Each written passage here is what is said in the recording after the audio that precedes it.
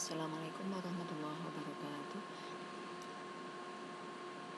Bapak dan Ibu calon kepala sekolah yang berbahagia, izinkan saya memberikan penjelasan singkat terkait bagaimana cara mengidentifikasi masalah pembelajaran. Ini adalah tugas 03 pada tahap OJT 1 ya Bapak Ibu ya. Oke, seperti yang telah dijelaskan saat pertemuan pertama di petunjuk teknis, bahwa observasi masalah pembelajaran dapat dilakukan melalui 1. Mengobservasi raport mutu, 2. Hasil akreditasi, 3. Laporan supervisi akademik. Jika ketiga dokumen ini tidak ditemukan di sekolah, Bapak dan Ibu tetap dapat mengidentifikasi masalah pembelajaran melalui hasil rapat stakeholders. Jadi Bapak dan Ibu hari ini atau besok nih ya, karena 2 hari ini adalah hari untuk melaksanakan identifikasi masalah, Bapak dan Ibu dapat mengadakan rapat baik secara luring maupun daring dengan stakeholders untuk mengidentifikasi masalah-masalah atau hal-hal yang dirasakan kurang nyaman di akhir-akhir ini, khususnya pada proses pembelajaran. Kemudian Bapak dan Ibu juga dapat memanfaatkan hasil pengamatan yang selama ini Bapak Ibu lakukan. Tentunya ini mungkin ada instrumen amatan, kemudian hasil amatan ini juga di-approve di ACC, diketahui oleh kepala sekolah dan dewan guru. Jadi Bapak dan Ibu dalam mengobservasi masalah pembelajaran boleh menggunakan rapor mutu, boleh menggunakan hasil akreditasi, boleh menggunakan laporan supervisi akademik, atau hasil rapat dan hasil pengamatan. Tentunya kalau hasil rapat ini kan kemarin ada yang tanya, Bu, kalau hasil rapat itu kan tidak resmi, nggak ada dokumen resminya gitu ya, bagaimana cara kita bisa menggunakan dokumen itu untuk menjadi dasar identifikasi masalah. Bapak dan Ibu tetap dapat menggunakan hasil rapat ini sebagai dasar untuk identifikasi masalah dengan cara menuangkan notulen hasil rapatnya, kemudian ada tanda tangan mentor 1 atau kepala sekolahnya. Sama juga Bapak Ibu, hasil pengamatan ini juga Bapak dan Ibu bisa menuliskan ke dalam skrip gitu ya, laporan hasil pengamatan Bapak dan Ibu, dan kemudian dimintakan tanda tangan kepada mentor 1 atau kepala sekolah Bapak dan Ibu semuanya. Nah, saya akan memberikan contoh Bapak dan Ibu bagaimana cara mengobservasi pembelajaran melalui raport mutu. Ini salah satu contoh saja gitu ya. Nah, ini adalah contoh raport mutu sebuah sekolah. Mana yang akan kita observasi? Yang akan kita observasi adalah pada bagian indikator dan subindikatornya. Bapak dan Ibu, seperti yang kita lihat di sini SKL-nya menunjukkan skor 5,2. Akan tetapi yang kita lihat tidak di indikator ini, tapi di subindikatornya, yaitu di poin 1.1, 1.2, dan 1.3. Yuk kita amati manakah dari 3 indikator ini yang masih rendah. Nah, ternyata ketemu nih Bapak Ibu, yaitu lulusan memiliki kompetensi pada dimensi sikap. Ternyata masih rendah nih sikapnya, meskipun pengetahuannya sudah bagus. Yuk kita cari lagi, mana lagi ya yang masih rendah. Nah, Bapak dan Ibu, kita temukan di sini di standar penilaian pendidikan. Ternyata untuk subindikator 4.1, proses penilaian dilakukan dengan objektif dan terpadu juga masih rendah nih, 3,0. Nah, yuk yang indikator yang rendah ini kita tandai dulu Bapak Ibu ya. Yang ini tadi di SKL kita tandai. Kemudian ini yang di standar penilaian kita tandai. Nah, kemudian kita cari lagi nih yang masih rendah yang mana. Wah, ini kita temukan lagi misalnya di standar pengelolaan.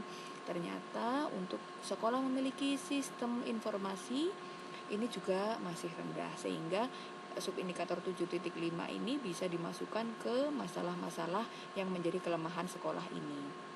Nah, Bapak dan Ibu, sekarang kalau sudah kita dapatkan data ini, kita kemana nih? Nah, kita ke sini Bapak Ibu. Kita ke tugas 03 OJT 1. Tentunya Bapak dan Ibu harusnya sudah mengunduh format tugas ini di LMS ya. Nah, Sekarang bagaimana cara menuangkan ke sini? Mudah saja Bapak dan Ibu, kita tulis nomor 1 ya. Kemudian kolom B ini diisi kekuatan dan kelemahan. Saya tulis dulu kekuatan, kemudian kelemahan gitu ya. Apa sih kekuatan dari sekolah ini tadi Bapak dan Ibu? Kan sudah Bapak Ibu tadi sudah melihat raport mutunya gitu ya. Yang sudah bagus apa? Yuk kita intip. Oh, yang sudah bagus ini pada dimensi pengetahuan. Jadi kompetensi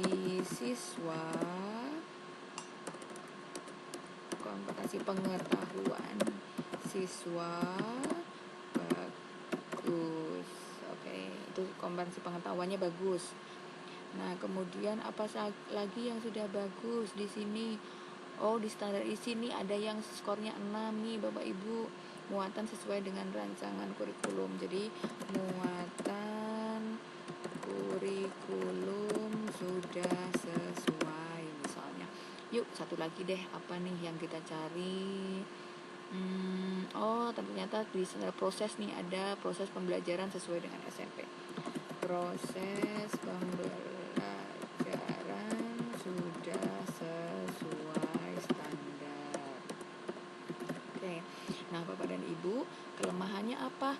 Ini kelemahannya tinggal kita menuliskan bagian-bagian yang tadi sudah kita identifikasi ya, tentang kompetensi sikap siswa rendah. Nah, tadi kan kita dapati masih 3, berapa nih kompetensi siswa yang tentang sikap. Oh, 3,5. Ini masih rendah Bapak dan Ibu.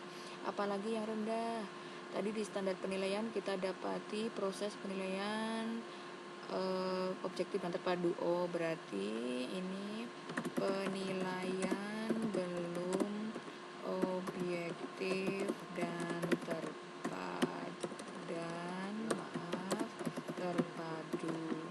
Oke. Apalagi Bapak dan Ibu yang masih kurang? Tentang SIM ya tadi ya.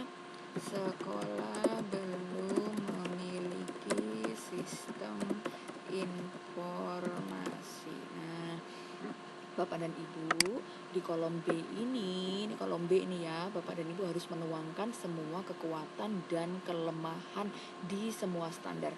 Jadi di sini masih ada masalah-masalah ini yang berkaitan dengan pembelajaran dan yang bukan pembelajaran juga. Nah, tugas Bapak dan Ibu adalah di kolom berikutnya memilih manakah masalah-masalah dari kelemahan-kelemahan tadi yang merupakan masalah pembelajaran. Nah, nih, mari Bapak Ibu kita baca. Kompetensi sikap siswa rendah, ini tentang pembelajaran enggak? Iya, jelas dong. Kompetensi sikap ini kan terkait pembelajaran. Kemudian penilaian belum objektif, terkait masalah pembelajaran apa tidak? Iya, jelas. Ini terkait pembelajaran karena tentang penilaian. Kemudian sekolah belum memiliki sistem informasi, ini tentang pembelajaran apa tidak? Mungkin iya, tapi ini tidak langsung Bapak Ibu ya. Jadi SIM itu adalah supporting unit atau pendukung pembelajaran. Jadi yang mana yang kita akan pindahkan ini di copy saja Bapak dan Ibu. Ini copy, langsung kita paste di sini. Nah, jadi di kolom B itu masih bercampur antar kekuatan dan kelemahan di semua standar. Kalau kolom C itu khusus yang terkait pembelajaran saja. Nah, tugas Bapak Ibu berikutnya adalah menentukan masalah utama. Apa itu masalah utama? Yuk kita baca dulu Bapak Ibu penjelasannya yang ada di bawah. Nah, masalah utama merupakan simpulan dari berbagai masalah yang muncul yang dapat mempengaruhi kualitas pembelajaran. Tidak dapat diselesaikan dalam waktu singkat, harus bekerja sama dengan semua pemangku kepentingan dan memerlukan keterampilan kepemimpinan yang kuat untuk menyelesaikannya. Nah, Bapak dan Ibu, kalau kita sudah dapat ini, kita punya di sini contohnya ada 2 masalah pembelajaran. Bapak Ibu nanti saat mengidentifikasi bisa jadi di kolom C ini bisa jadi mungkin 3, mungkin 5, mungkin lebih banyak daripada ini. Nggak apa-apa. Yang penting nanti Bapak dan Ibu dapat menentukan mana masalah utamanya. Nah, contoh ya, dari kedua masalah ini Bapak dan Ibu diminta untuk memilih masalah utama, mana yang menjadi prioritas apakah sikap siswa dulu yang menjadi prioritas untuk diselesaikan, ataukah tentang penilaian yang belum objektif, Bapak Ibu. Nah, ini contoh ya. Di contoh saya misalnya berdasarkan diskusi dengan kepala sekolah dan warga sekolah, ini yang saya ambil menjadi masalah utama. Ini saya pindahkan di sini. Nah, Bapak dan Ibu harus dapat menjelaskan ya, kenapa ini menjadi masalah utama. Itu nanti harus ada keterangannya. Nah, Bapak dan Ibu, saya beri tips untuk menentukan masalah utama di sini ya. Ini tips saja, jadi tidak harus begini. Bapak Ibu bisa membuat pertimbangan-pertimbangan lain sebenarnya, tapi ini hanya contoh saja.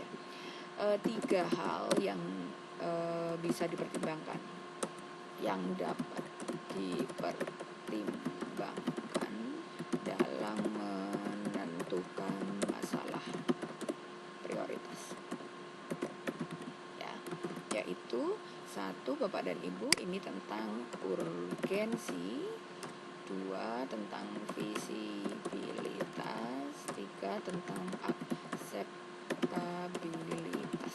Oke, urgensi ini apa sih urgensi? Urgensi itu terkait mendesak atau tidak program itu dilakukan. Mana yang lebih mendesak? Memperbaiki siswa atau memperbaiki guru yang belum mampu melakukan penilaian secara objektif. Itu kita sendiri Bapak Ibu yang bisa merasakan mana yang lebih penting. Kemudian visibilitas itu apa? Visibilitas itu adalah kemungkinan, mungkin dilakukan atau tidak. Kemudian ada SDM-nya atau tidak yang bisa digunakan untuk diberdayakan untuk menyelesaikan masalah itu. Kemudian ada biayanya atau tidak. Kemudian ada waktunya, cukup atau tidak dilakukan. Perlu diingat Bapak dan Ibu, OJT itu hanya 1,5 sampai mungkin 1,5 bulan saja, sehingga Bapak dan Ibu bisa memilih mana dari 2 masalah itu yang bisa diselesaikan dalam waktu itu. Kemudian 3 itu tentang akseptabilitas Bapak Ibu. Akseptabilitas itu keberterimaan. Mana yang lebih diterima oleh warga sekolah? Mereka itu lebih happy ketika Bapak Ibu menyelesaikan tentang sikap siswa atau tentang penilaian yang belum objektif. Nah, ini tentang keberterimaan. Jadi bisa jadi Bapak Ibu program Bapak Ibu nanti menyelesaikan sikap siswa yang masih rendah misalnya dengan program pembentukan karakter. Ini urgent ya, ini visible ya, tapi ternyata tidak acceptable. Misalnya murid menjadi tidak happy, murid menjadi misalnya terpaksa melakukan sesuatu, menjadi merasa terkekang misalnya. Nah, ini kan berarti keberterimaannya kan berarti masih rendah gitu. Atau orang tua tidak mendukung. Nah, ini juga perlu kita pertimbangkan, sehingga Bapak dan Ibu, apapun yang nanti akan Bapak Ibu pilih menjadi masalah utama yang akan diangkat di sini, yang akan diselesaikan itu betul-betul harus urgent, visible, dan akseptabilitasnya bagus di warga sekolah. Mungkin itu Bapak dan Ibu yang bisa saya sampaikan, tips singkat untuk mengidentifikasi masalah, sehingga tugas 03 di OJT 1 itu bisa Bapak dan Ibu kerjakan dengan baik dan bisa diunggah di LMS pada tepat waktu gitu ya. Selamat mengerjakan tugas 03 dan selamat melanjutkan proses OJT 1-nya. Terima kasih.